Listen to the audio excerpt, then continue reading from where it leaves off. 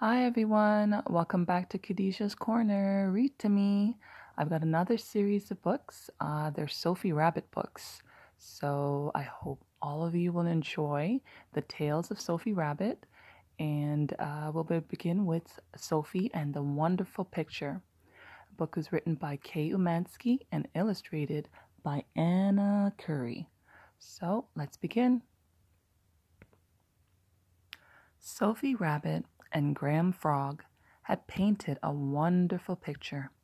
It had taken them all morning, and they had used up nearly all their green paint, but Miss Badger said it was worth it.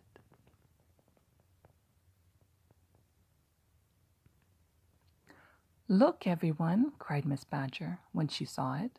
"Just stop for a moment and look at this lovely painting. What is it, you two?"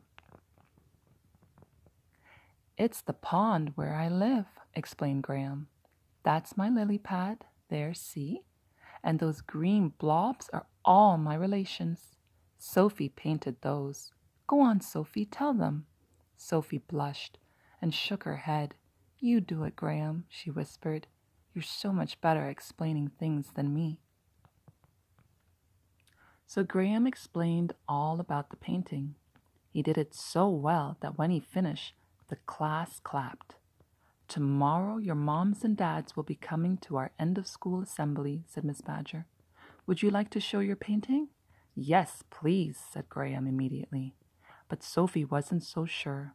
"I'm scared of standing up in front of everyone," she confided to Graham.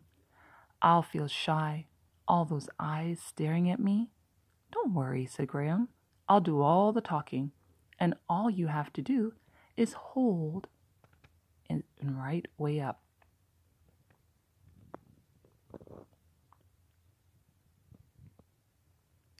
"Are you coming to assembly tomorrow?" Sophie asked her mom and dad when she got home.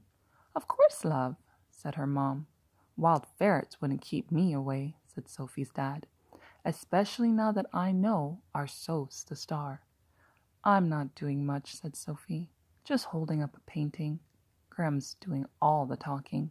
My part's not at all important."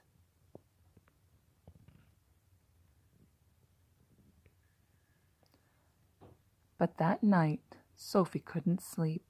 "What's up, Soph?" asked her dad when he came to tuck her in. "Is it stage fright?" Sophie nodded. "Suppose I hold it upside down," she whispered. "What if I drop it?" "You won't," said George Rabbit. "But if you do, just keep smiling. You can get away with most things if you got a big smile on your face." The following morning, the auditorium was crammed with everyone's relatives. Sophie's mom and dad arrived early and sat near the door so that Gareth could be taken out if he got restless. Sophie's dad gave her a big wink, and Sophie gave him a timid little wave. As for Graham's relatives, well, they took up the whole front row, looking proud enough to burst.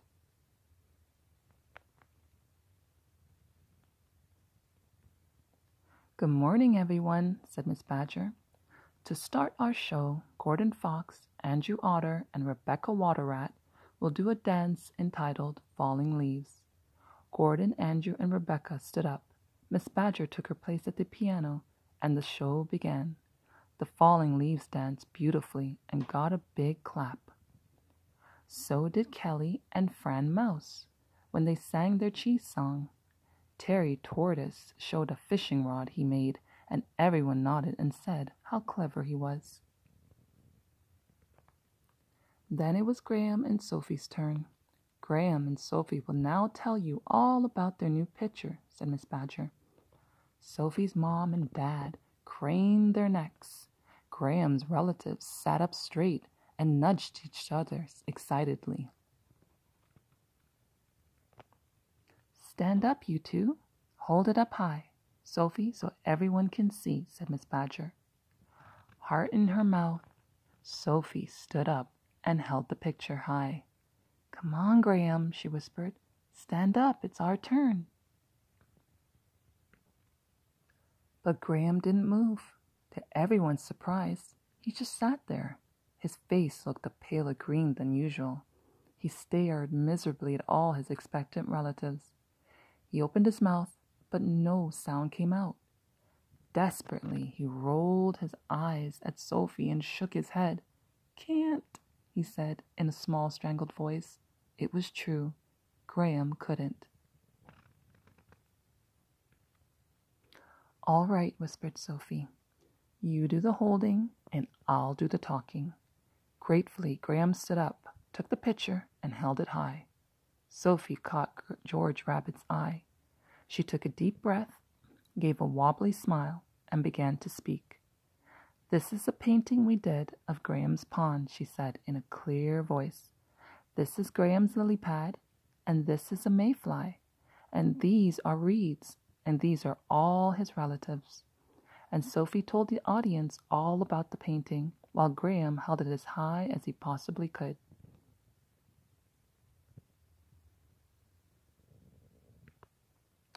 When she had finished, there was a storm of applause. Graham's relatives stood up and cheered, and so did Sophie's mom and dad. Even Garrett joined in. "Thanks, Sophie. I'm sorry about that," whispered Graham. "It was all those eyes staring at me." "I know what you mean," said Sophie, waving at her mom and dad, who were still clapping their paws off. "You were really good," said Graham. "I thought you said you were shy." "I was," said Sophie, her eyes shining. "Once, but not anymore." I hope you guys enjoyed this book, and I will bring you more Sophie stories and tales. And I hope you come back another day to enjoy Khadijah's Corner Read to Me. So don't forget to subscribe and like if you like these books. And a little hint from mom and dads and grandparents or aunties, uncles. Whenever you read these books, it's best to change the characters' names to the kids that around you so that they can get involved in the story. I usually do that with my little kitties, and I'll put their names instead of the characters' names. That way they have more attention to the story and to the book and will enjoy it better. So I hope that little trick or hint will help, and you enjoy it also. So have a good night, and I hope you return to Khadijah's Corner. Bye.